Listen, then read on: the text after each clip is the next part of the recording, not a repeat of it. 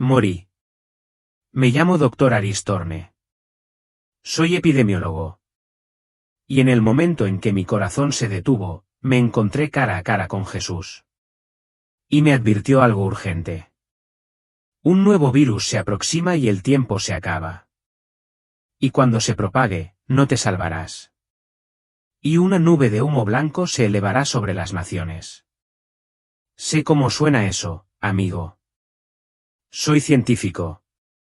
Pero lo que me mostró, lo que vi al otro lado, me impactó más que cualquier pandemia que haya estudiado. No se trata solo de medicina. Se trata de espíritu. Se trata de juicio. Se trata de lo que viene después. Por favor, no pasen de largo. Voy a compartir exactamente lo que Jesús me mostró. Puede que no me creas ahora, pero antes de que esto termine, lo sentirás en tu corazón. Comenta de dónde viene esto y quédate conmigo. Necesitas oír esto. Era una típica mañana de julio, con el calor de Atlanta, denso y denso, como solía ser en esa época del año. Estaba preparando una clase para estudiantes de Emory, inmerso en modelos de virus.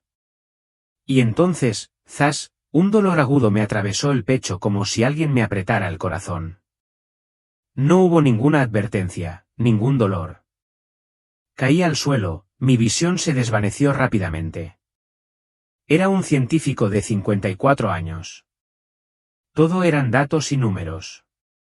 No había lugar para milagros ni almas en mi mundo. Pero ¿saben qué? Llegó ese momento.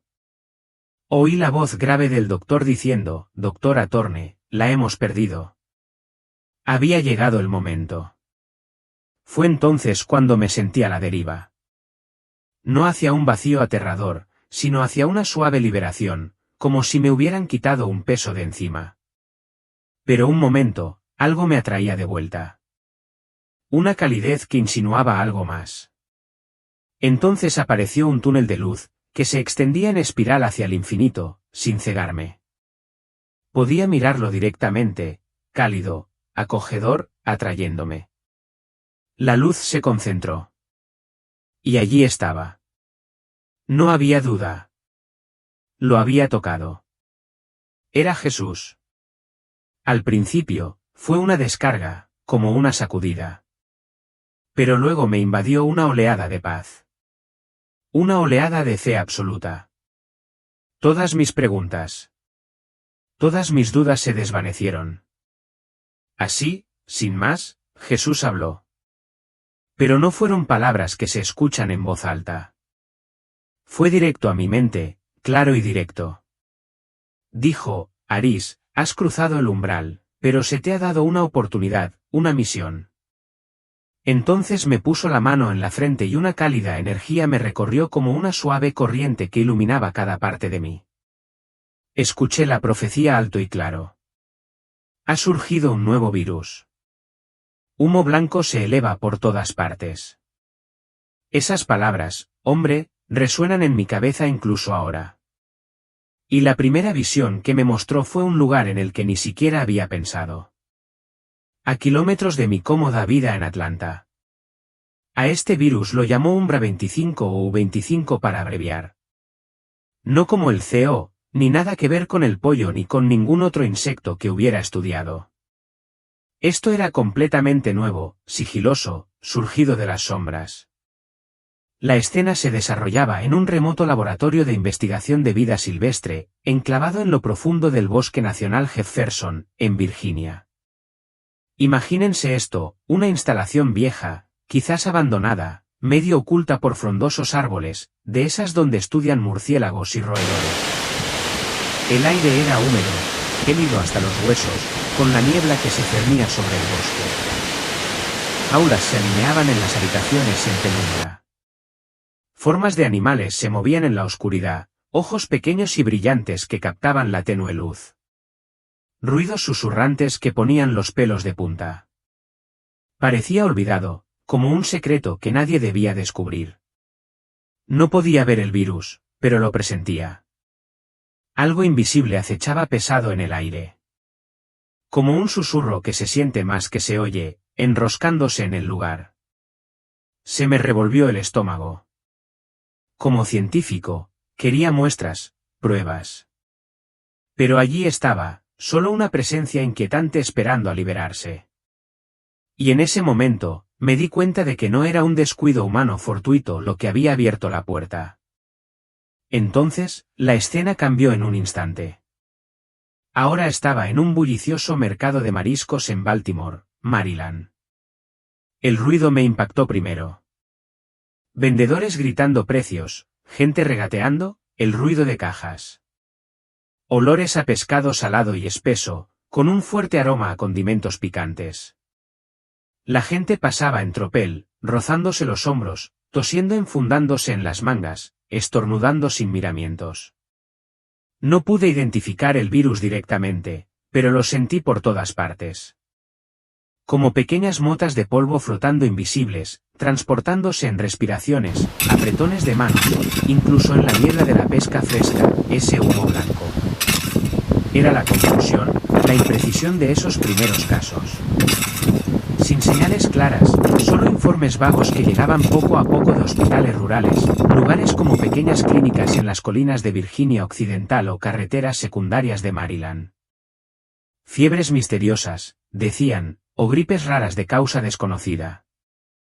El médico le restaba importancia, diagnosticando resfriados comunes o virus estacionales. Solo descansa, ya pasará. Nadie ataba cabos. Era como una niebla invisible de ignorancia y complacencia que lo cubría todo. Esa fue la primera humareda que vi, nublando mi juicio, ocultando la amenaza. Pero en el fondo, sabía que se extendía, silenciosa, pero implacable. Y mientras veía a un vendedor secarse la frente y atender al siguiente cliente, un escalofrío me invadió al darme un paso en falso. Y este mercado podría desencadenarlo todo. Esa visión me dejó perplejo. Ya me conoces, un científico de pies a cabeza, que veía cosas que la ciencia no podía tocar. Al principio, intenté buscar datos lógicos, patrones, pero no. No era momento para gráficos. En cambio, una inquietud se acumuló en mi interior, carcomiéndome. Sabía que era el punto de partida. La preocupación me golpeó con fuerza. Miedo real para todos. Y Jesús habló de nuevo. Su voz era fuerte pero amable. Empieza en los lugares menos esperados por la despreocupación humana. Lo invisible es su primer velo. Lo entendí. Esto fue solo el principio. La confusión se arremolinaba. Mi mente se llenaba de preguntas. El corazón me latía con fuerza incluso sin cuerpo. ¿En qué? Sí. Como pisar arena movediza. Pero sus palabras me anclaron, afirmándolo todo. Oye, ya que estamos, deja un comentario. ¿Desde dónde me miras? ¿Y qué hora es esa? Me hace sentir conectado, como si estuviéramos juntos en esto. Pero aguanta un momento mientras lo asimilaba. Otro susurro suyo insinuó algo más grande, algo que me heló la sangre. La siguiente visión me impactó con una fuerza para la que no estaba preparado, mucho más intensa, mucho más visceral de lo que mi mente podría haber imaginado por sí sola. En un instante, me vi inmerso en el corazón de las principales ciudades de Estados Unidos. No precisamente en escenas de guerra, sino en algo más extraño, algo mucho más inquietante, porque parecía que la vida simplemente se había apagado. No eran bombas ni balas. Era la ausencia, el silencio, el vacío de un mundo que momentos antes había estado lleno. La ciudad de Nueva York fue la primera en confrontarme. Times Square, normalmente un caos de luces, risas, tráfico y turistas, ahora estaba inquietantemente silenciosa. Los letreros de neón aún latían y parpadeaban, con un brillo casi burlón en contraste con el silencio sepulcral. Pero la gente se había ido. Ni siquiera un turista extraviado ni un taxi a la deriva. Solo el estridente e incesante grito de las sirenas de las ambulancias, que rasgaban el silencio, resonando en las torres de cristal vacías como gritos de un mundo moribundo. En la Quinta Avenida, largas filas de camiones refrigerados estaban estacionados uno contra el otro, no para comercio ni transporte, sino como morgues móviles. El tipo de escena que esperarías de una película distópica. No era la vida real, pero lo era. Demasiado real. La sensación que sentías en el aire. El pavor. La quietud aplastante era tan vívida como un aliento en mi nuca. Entonces estaba en Los Ángeles. El Paseo de la Fama de Hollywood ya no era el lugar de celebración ni de flashes. La acera estaba agrietada, sucia y desierta. A algunas estrellas les faltaban trozos, como si algo o alguien las hubiera pisoteado con furia ciega. La basura pasaba como plantas rodantes. Las autopistas estaban congeladas. No por los atascos, sino porque habían sido requisadas. Ambulancias, patrullas, vehículos militares, con las sirenas encendidas, pero sin rumbo fijo, se alineaban en los carriles como piezas rotas de un plan de emergencia olvidado. A dondequiera que miraba, la gente corría a pie, se apiñaba en los coches y se gritaba presa del pánico. Vi familias intentando meter a sus hijos y sus bolsos en furgonetas abarrotadas, tocando la bocina, llorando y gritando. Algunos no tenían ningún vehículo, solo ojos desorbitados, puños apretados y lo que podían cargar. El caos no era solo físico. Fue psicológico, un desmoronamiento, un colapso colectivo. En Chicago, el horizonte que una vez se alzaba orgulloso y elegante sobre el lago ahora se alzaba como una fortaleza embrujada. La niebla, o quizás el humo, flotaba a baja altura, envolviendo las calles en una neblina gris que parecía casi consciente. Vi puestos de control militares, bloqueos de hormigón, alambre y acero. Policías armados y tropas de la Guardia Nacional patrullaban con la mirada fija y las armas cargadas. Barrios enteros estaban acordonados, silenciosos como cementerios. El viento aullaba entre los rascacielos, sin voces ni señales de vida, solo un vacío inquietante que se me metió en los huesos. Y entonces llegó Houston.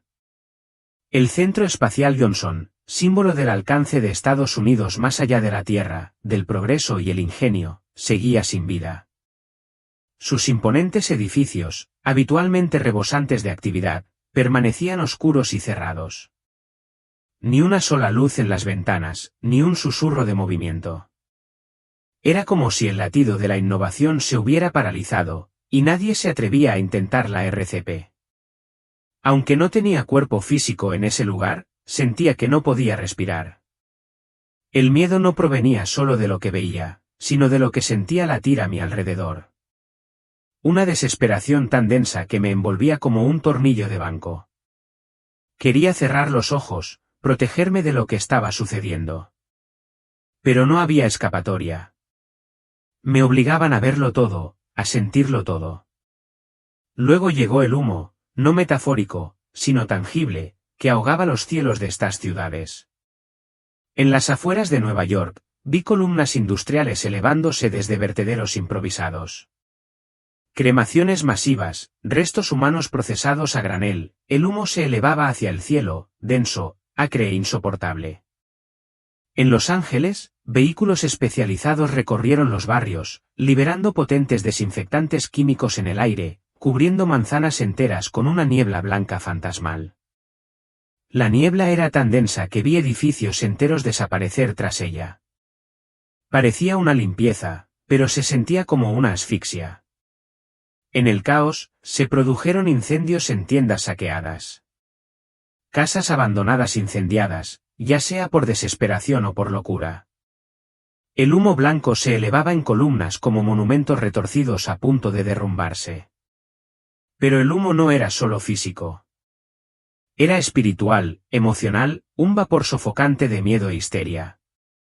Lo sentí en la forma en que la gente gritaba en los vacíos de rumores de desinformación que corrían como chispas entre la maleza seca. Todo es falso.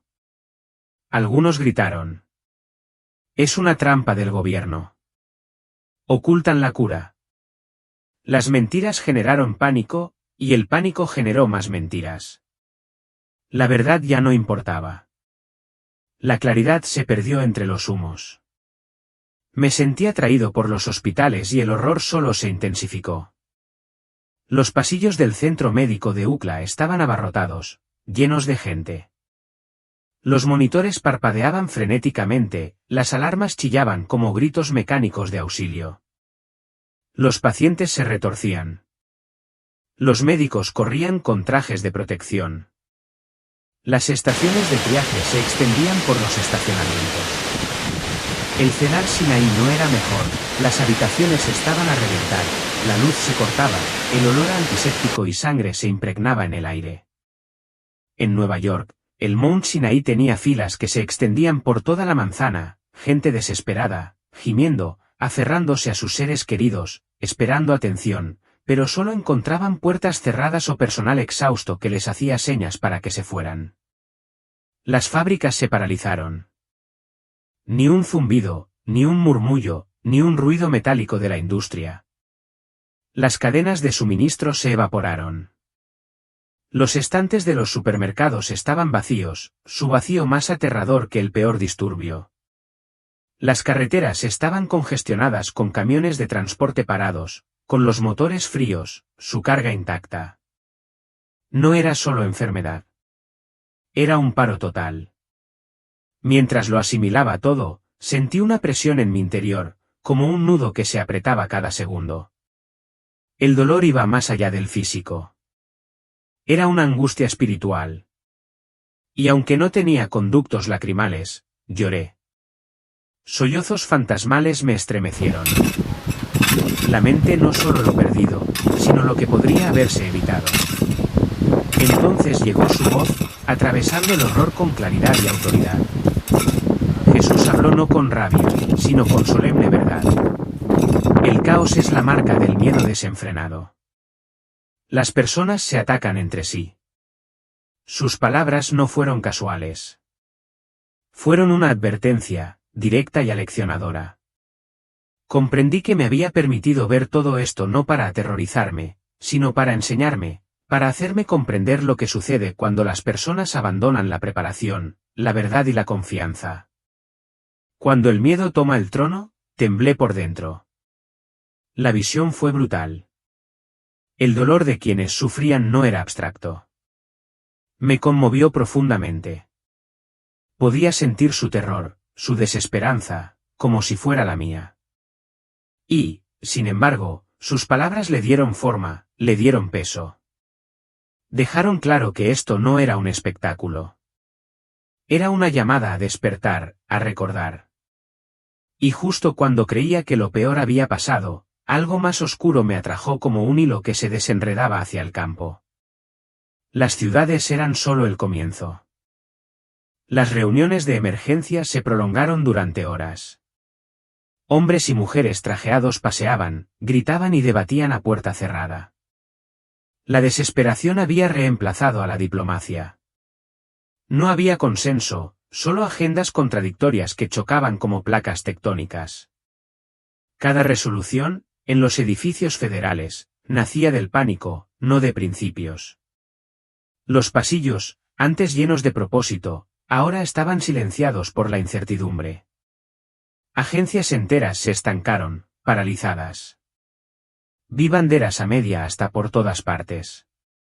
Y no por un presidente, ni por una tragedia en una ciudad, sino por una nación en duelo, de luto por una pérdida colectiva que no podía identificar. No fue un momento de silencio. Fue una temporada de silencio. Entonces, la escena cambió bruscamente, lanzándome a los vastos pasillos de los principales centros de tránsito internacional que antaño simbolizaban libertad y movimiento. Dallas-Fort Worth, Denver. Sus pistas estaban vacías. Ni un solo avión despegaba dentro de las terminales. Los paneles de salidas parpadeaban con una sola palabra: cancelado.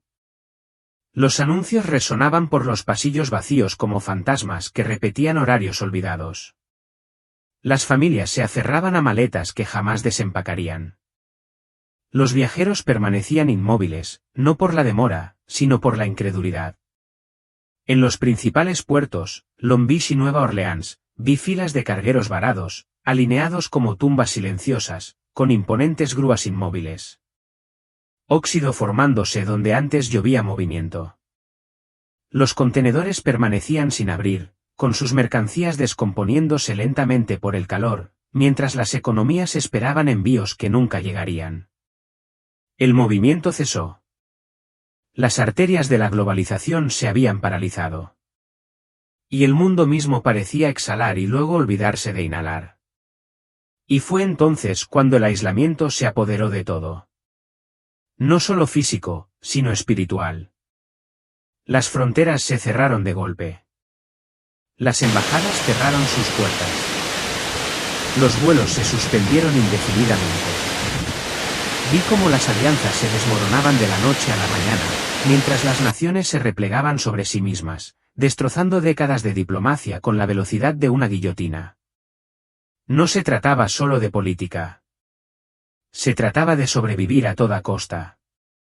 Vislumbré las capitales del mundo, ahora sombrías y desprovistas de su pulso habitual.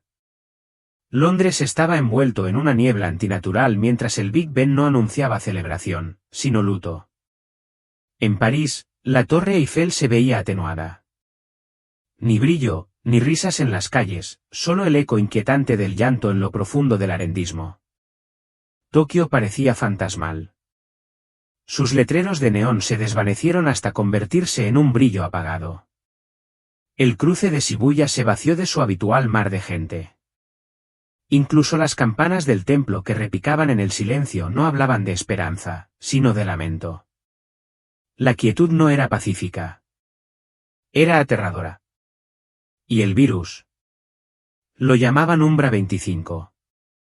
Pero para entonces se había fragmentado, mutado como un reguero de pólvora con una inteligencia que parecía casi malévola. Vi cómo se desintegraban los mapas genéticos, como nuevas cepas evolucionaban a una velocidad que nuestra ciencia no podía rastrear. Lo que antes parecía manejable ahora parecía monstruoso. Cada mutación traía consigo un nuevo nivel de resistencia, burlándose de los tratamientos que habíamos desarrollado. Observé cómo los laboratorios se apresuraban a adaptarse, pero cada avance quedaba obsoleto al instante. Los científicos susurraban el término supercepas, e incluso esos susurros transmitían miedo. Alguna vez había elaborado modelos para brotes como este. Fórmulas, simulaciones, gráficos que predecían la propagación. Pero esto era algo fuera de lo común. Era personal. Era brutal. Y estaba ganando. Y el humo blanco que una vez simbolizó la esperanza o los nuevos comienzos, ya no era simbólico. Se elevaba desde crematorios que trabajaban sin descanso. Ya no eran ilusiones nebulosas ni imágenes poéticas, sino densas columnas grises y negras que se elevaban hacia el cielo como gritos hechos visibles. Era humo que apestaba a la irrevocabilidad del fin de la medicina, a promesas incumplidas y sistemas desbordados. Los gobiernos se aferraban a las ruedas de prensa como si fueran niños de la vida, emitiendo declaraciones tan vacías que se desintegraban antes de salir al aire. Los líderes ofrecían garantías que sus ojos no podían creer. Los hospitales se desbordaron. Los morgues se quedaron sin espacio. Las enfermeras sollozaban con las mascarillas puestas. Vi rostros desesperados, manos temblorosas tras turnos interminables. El humo no solo marcaba a los muertos, sino la pérdida del control. Sentí su presión sobre mí y luego el peso de todo. El colapso no fue solo logístico. Fue existencial. Como científico, viví mi vida en busca del orden, la razón y la claridad. Pero ninguna de esas herramientas funcionó aquí. La infraestructura que habíamos construido, el comercio global, las cadenas de suministro interconectadas, los marcos políticos, se derrumbaron como huesos frágiles bajo presión. Y lo peor es que no fueron solo cadáveres los que se acumularon. Fueron sueños. Graduaciones que nunca se materializaron. Bodas canceladas. Futuros desdibujados en la niebla.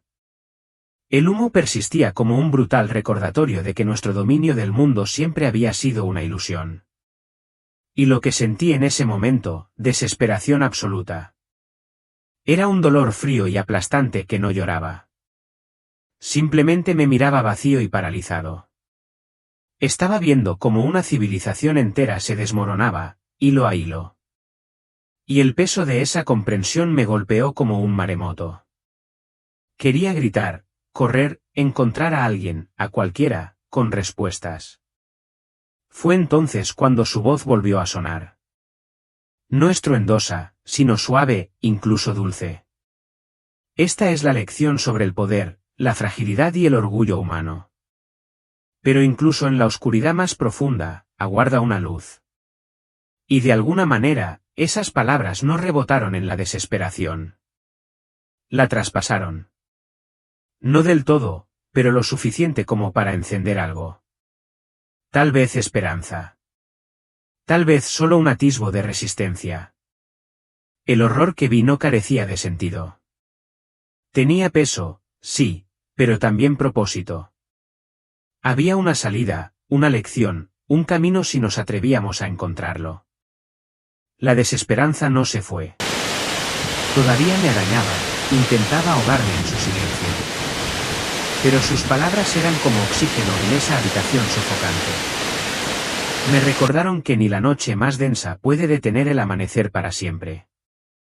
Y a medida que la visión se prolongaba un poco más, sentí un leve atisbo de duelo.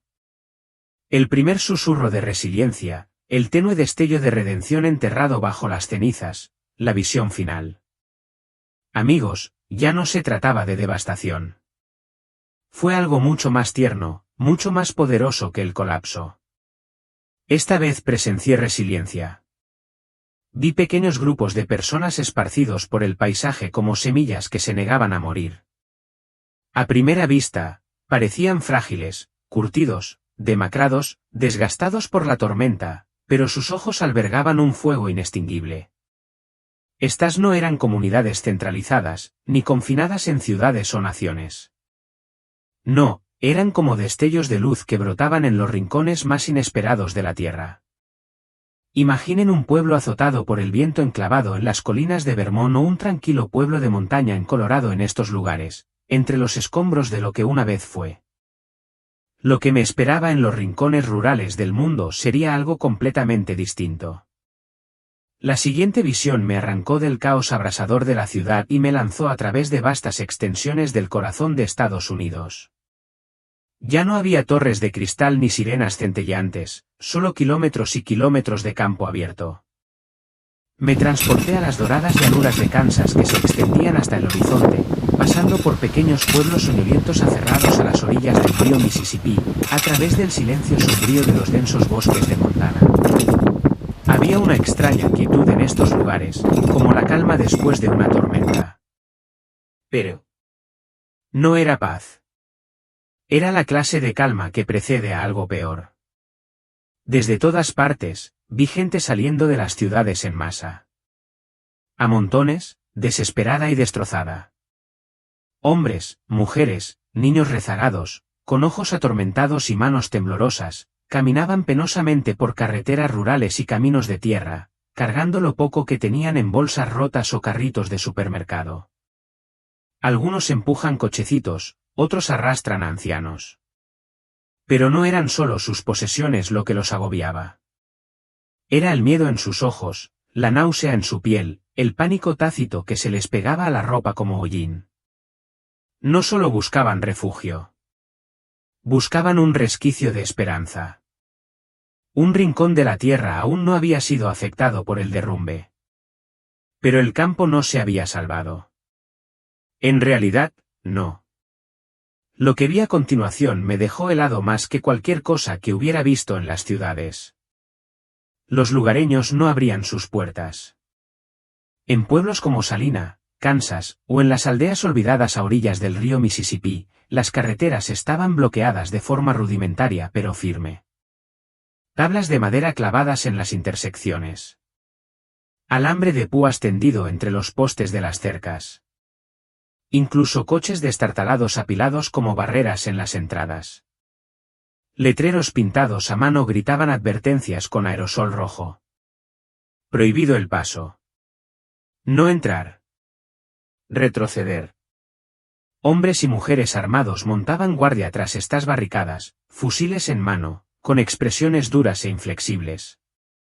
Observaban a la multitud que se acercaba, no como compatriotas, sino como invasores, extraños, amenazas. Podía sentir la tensión en el aire, densa como la humedad antes de un tornado. No era solo miedo. Era desconfianza, palpable y venenosa. En estas tierras rurales, las granjas estaban abandonadas.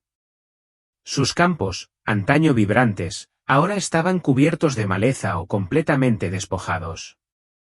Vi silos destrozados, su grano saqueado. Los graneros estaban ahuecados y quemados. Y entre los escombros se oían voces, gritos de hambre, suaves y desesperados, niños gimiendo por pan, madres susurrando oraciones, padres caminando con las manos vacías. Miles no tenían a dónde ir.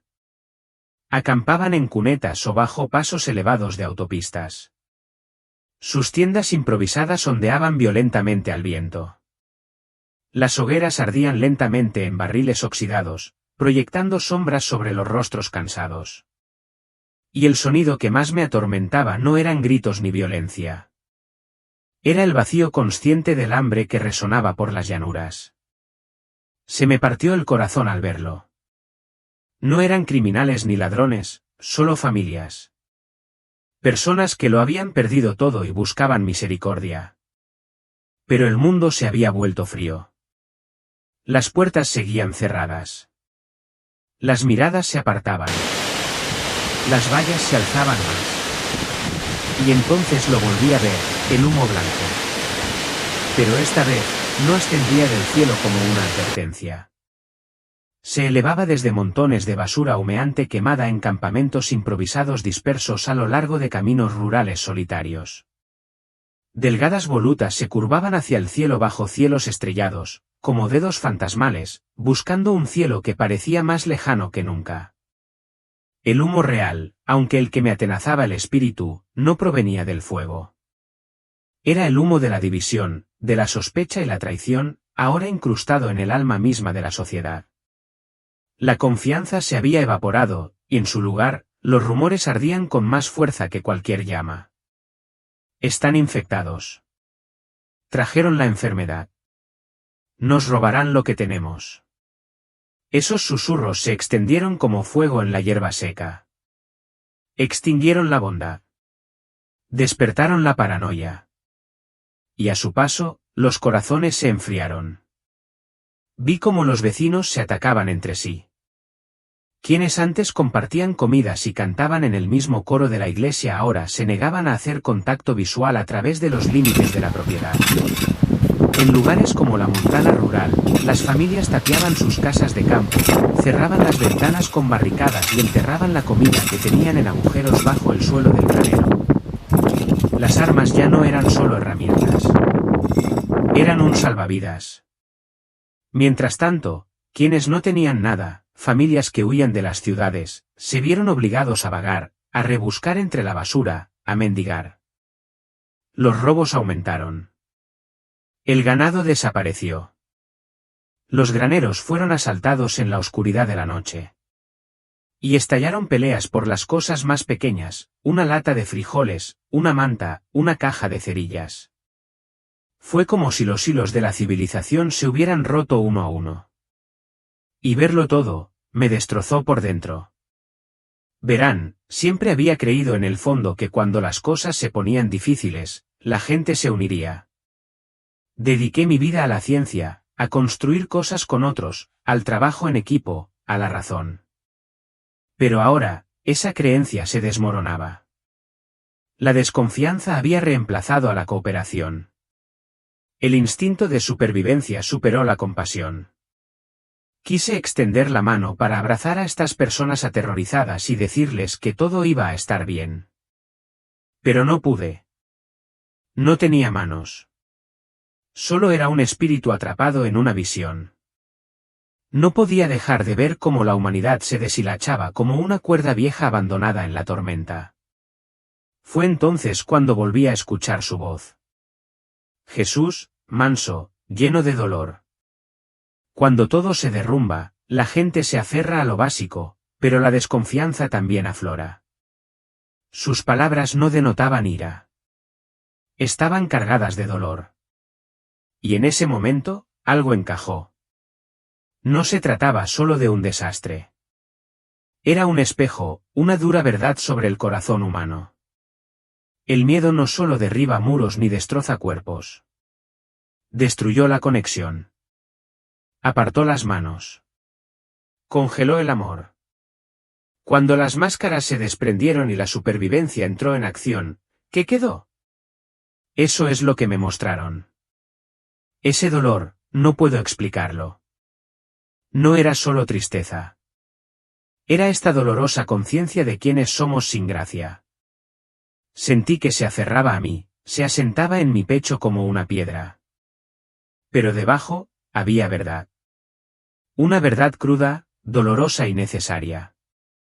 Y justo cuando su peso amenazaba con aplastarme, sentí que la visión comenzaba a cambiar de nuevo. No había terminado. Algo más grande se avecinaba. Algo que sacudiría incluso a los poderosos.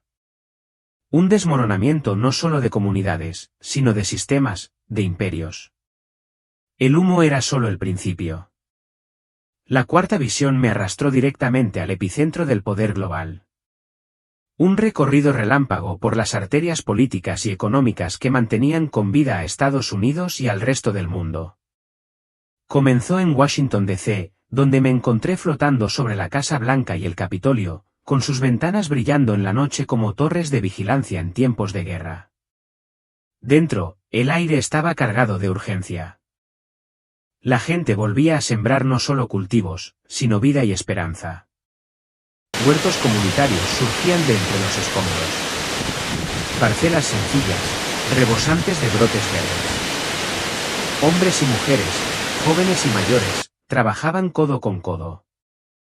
Tenían las manos cubiertas de tierra, la espalda encorvada por el cansancio, pero sus ánimos, estaban en alto. Compartían herramientas, semillas, oraciones. Se repartían canastas escasas de maíz, frijoles y papas, insuficientes para los viejos estándares del mundo, pero más que suficientes en espíritu. Las sonrisas llegaban lentamente, como si aprendieran a estirarse de nuevo tras tanto tiempo de tristeza. Pero cuando llegaban, estaban realmente arrugadas por el dolor, pero arraigadas en la gracia. Y no era solo comida. Lo oía. Música. De los cascarones calcinados de los edificios, de las calles hundidas y las casas sin techo, surgían voces no fuertes ni grandilocuentes, solo himnos suaves y temblorosos que se elevaban en la oscuridad como el humo de un altar. Susurros de oración danzaban en el aire. Pequeñas iglesias, muchas de ellas apenas en pie con paredes de tablillas y vigas cruzadas sostenidas por el amor, se convirtieron en el corazón de estas comunidades. La raza, el origen, el estatus, nada importaba.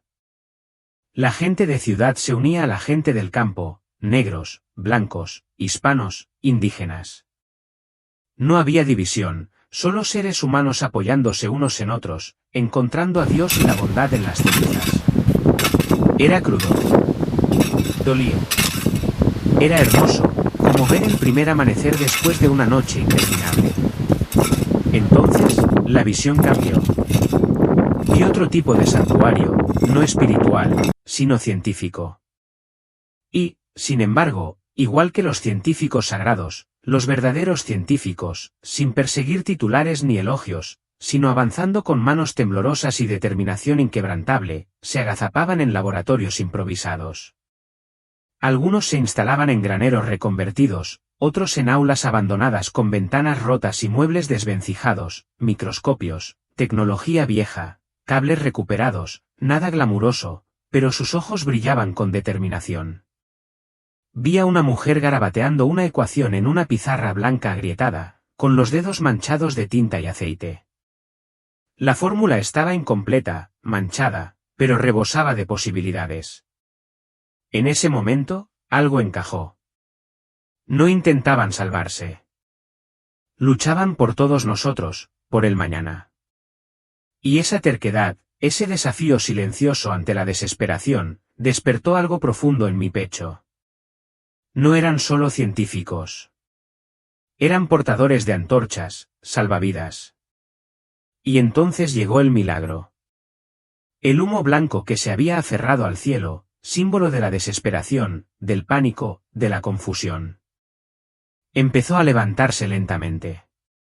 Al principio, como una respiración contenida. El gris se disolvió.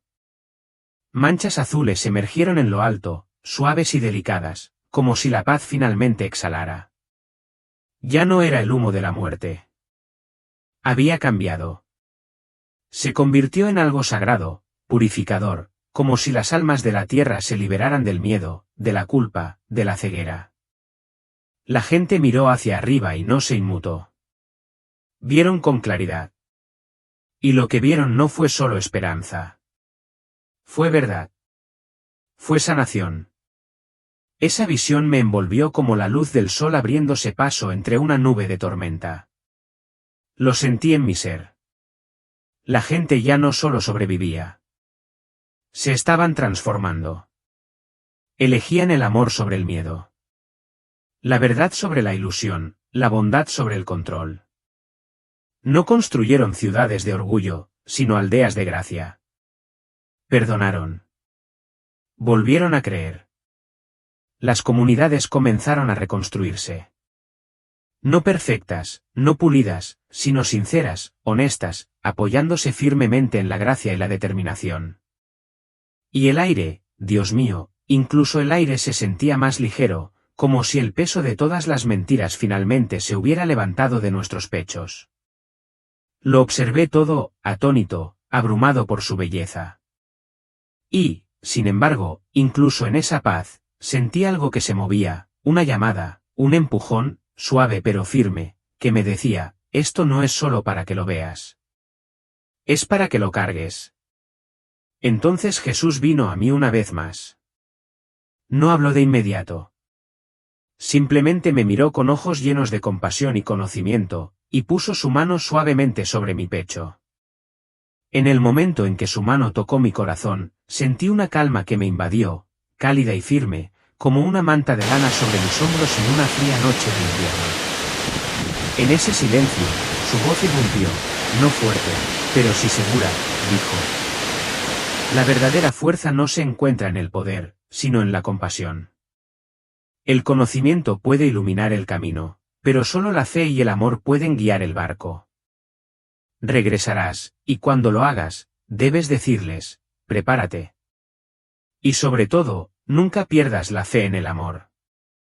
Y así, sentí una atracción invisible, como una corriente que empezaba a alejarme de ese reino radiante. No me resistí. Sabía que no era casualidad. Me habían enviado de vuelta por una razón, elegida para una misión mucho más grande que yo. Sus palabras resonaron en mí, quemando como fuego cada célula de mi espíritu. Ya no era solo un científico. Era testigo, mensajero, portador de lo que había visto. La paz de ese lugar me acompañó. Pero también la carga, el virus, el colapso, el renacimiento, la esperanza. Tenía que hablar, no para asustar, sino para despertar. No para regañar, sino para guiar, para señalar a la gente el faro. Jesús habló de fe y amor, inquebrantables, inconmovibles, eternos. Y mientras sentía que mi alma comenzaba a descender de nuevo al mundo, un último destello de visión me iluminó, un atisbo de mi regreso. Me vi de pie, temblando pero decidido, en un mundo aún no sanado, pero en proceso de sanación. La lucha no había terminado, pero no regresaría con las manos vacías. Regresaría con pasión, con verdad, con propósito y con amor. Abrí los ojos y el agudo escozor del antiséptico me golpeó la nariz. El zumbido de un ventilador sonaba cerca, constante pero frío. Médicos y enfermeras estaban de pie alrededor de mi cama en Emory, con los ojos abiertos y la boca abierta. Sabía que había vuelto. Murmuraban una y otra vez sobre milagros médicos, como si ni ellos mismos pudieran creerlo. Pero yo sabía que no era así. No era medicina. Era él. Cada detalle de ese viaje quedó grabado nítidamente en mi mente. Cada visión, cada palabra de Jesús, tan vívida. Esta habitación de hospital parecía un sueño. Nebulosa y extraña. Es difícil de explicar, ¿sabes? Como despertar de una película tan real que te sorprendes al encontrarte de nuevo en tu asiento. Me dolía el cuerpo, débil como un recién nacido. Todos los músculos me dolían como si hubiera corrido una maratón dormida. Me temblaban los brazos al levantar una taza. Mis piernas eran inútiles bajo las sábanas rígidas. Pero mi mente, aguda como una cuchilla, vibraba con lo que había visto. Era como si mi alma no hubiera regresado del todo a mi cuerpo. Una parte de mí seguía flotando en esa luz, dividida entre aquí y allá. Oía los pitidos de los monitores, sentía el pinchazo de las agujas intravenosas. Pero esas visiones, el cuadrado del tiempo, el vacío, el humo, su voz, eran más reales que las paredes estériles que me rodeaban. El parloteo de la enfermera se desvaneció. Me quedé atrapada repasando sus palabras, sabiendo que me habían enviado de vuelta por una razón.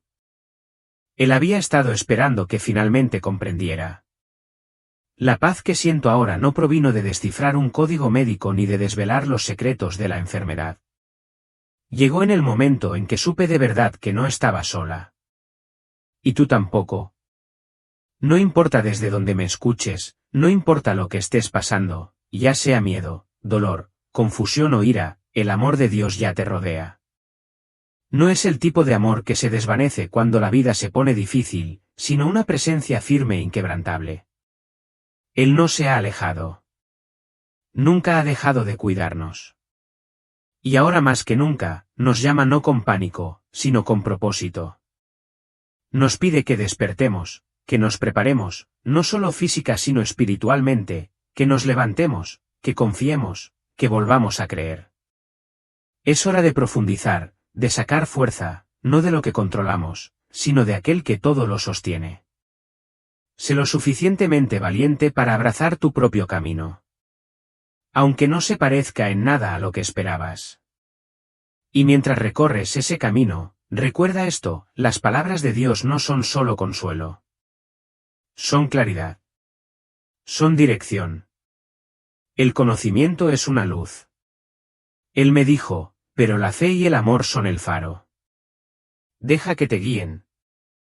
Especialmente cuando todo se siente oscuro porque la luz nunca se va. Siempre encuentra la manera de brillar, guiándonos de vuelta a nuestro verdadero lugar. Y si lo que he compartido te conmovió, si sentiste que era solo para ti, considera suscribirte a este canal. Seguiré compartiendo testimonios, revelaciones y experiencias que creo me fueron confiadas para un momento como este. Son historias que no solo surgen de mi corazón, sino de lugares que muchos temen mirar, del cielo, del infierno, del espacio intermedio donde el alma se prueba y se refina. Este viaje no es solo mío, puede ser nuestro. Gracias por estar aquí, por escuchar, por atreverte a abrir tu corazón. Que Dios te bendiga, te guíe y te sostenga en cada paso. Sabes, después de todo lo que he visto, las visiones, el caos, la esperanza, no puedo dejarte solo. Como Dr. Arist Torne, sigo siendo científico, pero ahora también soy mensajero y siento el llamado a compartir esto contigo. Unámonos en oración primero. Luego les daré algunos pasos prácticos para prepararse, no por miedo, sino con fe y sabiduría. Una oración de fuerza y guía. Señor Jesús, me has mostrado las tormentas que se avecinan, el humo blanco del miedo y la división. Levanto a todos los que escuchan donde quiera que estén. Envuélvalos en tu amor, esa paz inquebrantable que solo tú das. Guíanos para mantenernos firmes, no en pánico, sino con fe, confiando en tu plan. Ayúdanos a amar a nuestro prójimo, a compartir lo que tenemos y a iluminar con tu luz los momentos más oscuros. Protégenos, Señor, de la enfermedad y la desesperación. Y permite que nuestros corazones permanezcan anclados en tu verdad. Dijiste que la fe y el amor son nuestro faro. Guíanos allí. Amén. ¿Cómo prepararnos para lo que viene? Bien, seamos prácticos. Aún no ha llegado Umbra 25, pero mis visiones me mostraron que no podemos ser descuidados. Primero, manténganse informados. Consulten fuentes confiables como los CDC, no rumores en redes sociales. Abastezcanse con inteligencia. Tengan provisiones para 2 semanas de comida, agua y medicamentos. Piensen en alimentos enlatados, arroz y productos básicos. Pero no acumulen. Compartan con quienes lo necesitan. La higiene es clave. Lávense las manos como si estuvieran restregando pintura. Mínimo 20 segundos. Mascarillas. Si surgen casos, úsalas en lugares concurridos. No se trata de miedo, se trata de cuidar. Fortalece tu comunidad ahora. Conoce a tus vecinos. Únete a un grupo de la iglesia local. Genera confianza antes de que las cosas se compliquen. Y ora mentalmente a diario. Apóyate en pasajes bíblicos como el Salmo 23 para mantenerte firme. Mantén la calma. Mantén la bondad. Es lo que nos mantiene humanos. No se trata de esconderse. Se trata de prepararse con un propósito. No estás solo en esto. Dios nos sostiene y nos tenemos unos a otros. Deja un amén abajo si esto te resuena y sigamos adelante. Pero mientras yacía allí, mirando al techo, me invadió un temor silencioso, ¿y si nadie me creía? Intenté compartir mi historia con mis colegas más cercanos, gente de confianza en los CDC, los NIH, gente con la que había trabajado durante años. Los senté, con la voz temblorosa, contándoles todo. Las visiones, Jesús, el virus, el humo blanco, pero sus rostros, confundidos, preocupados, como si estuvieran viendo a un extraño. Aris, necesitas descansar, me decían. O ese trauma, la falta de oxígeno que te trastorna la cabeza. Algunos incluso mencionan efectos secundarios de los medicamentos, como si mi cerebro simplemente fallara. Un científico no se cree cosas que no son científicas, ¿verdad? Intenté estructurarlo lógicamente, patrones y predicciones, pero no funcionó. Querían datos, gráficos, pruebas. Solo tenía imágenes grabadas en el alma y sentimientos demasiado crudos para cuantificarlos. La soledad me golpeó como un tren de carga. Me sentaba en mi oficina, mirando la laptop, preguntándome si debía callarme, mantener mi carrera a salvo, mi reputación intacta. Años de investigación, becas, respeto. ¿Podría arriesgar todo eso? Pero su voz seguía resonando, firme y clara, negándome a esquivarla. Me sentía desgarrado, aislado, como si estuviera gritando al vacío. Sin embargo, en el fondo, sabía que callarme no era una opción. La verdad era demasiado grande, demasiado urgente. Poco a poco, empecé a notar cosas, pequeñas señales en el mundo real, que coincidían con mis visiones. Llegaban informes a cuentagotas, al principio vagos, fiebres inexplicables en clínicas rurales cerca de Atlanta. Luego, en lugares más alejados, como el norte de Alabama y la costa de Carolina. Al principio, lo descarté como una coincidencia, ¿no? Mi mente científica exigía pruebas, no corazonadas, pero los informes se acumulaban. Enfermedades respiratorias desconocidas, más claras y frecuentes. Fiebres intermitentes, sin causa clara. Mi pulso se aceleraba cada vez que leía una. Era demasiado parecido a lo que había visto. Un miedo gélido comenzó a apoderarse de mí, hielándome hasta los huesos. ¿Era real? Umbra 25 ya estaba ahí, o me estaba volviendo loco. Veía patrones donde no los había. Me quedaba despierto, repasando las visiones, el laboratorio, el mercado, las noticias humeantes, revisando los diarios en busca de alguna pista. Cada nuevo caso me apretaba el estómago. ¿Se estaba hundiendo el mundo en el caos que había visto? ¿O se me estaba desmoronando la mente? Pero cuando otro informe llegó a mi bandeja de entrada, esta vez de un pequeño hospital de Virginia, me quedé paralizado. Algo se avecinaba y ya no podía ignorarlo. Mi historia podría impactarte. Podría removerte algo muy profundo o incluso inquietarte. Y, sinceramente, no pasa nada. No vine aquí para que te sientas cómodo. Pero déjame ser claro desde el principio, No estoy aquí para sembrar el miedo ni lanzar advertencias catastróficas. Ese no es el objetivo de este mensaje. Estoy aquí porque pasé por algo que lo cambió todo. Creí conocer algo que destrozó mi mundo y lo reconstruyó sobre una base que nunca imaginé. Quiero hablar a tu fe, a tus dudas, a esa voz silenciosa dentro de ti que aún se preguntan si hay algo más. Porque hay mucho más. Fui una mujer moldeada por la ciencia, entrenada para confiar en lo que podía ver, tocar y medir. Creía en los datos, la lógica y la tranquilidad de lo comprobable. La fe. Para otros, parecía algo abstracto, no para alguien como yo. Pero entonces mi vida se derrumbó. El dolor me inundó. La muerte se acercó lo suficiente como para azotarme.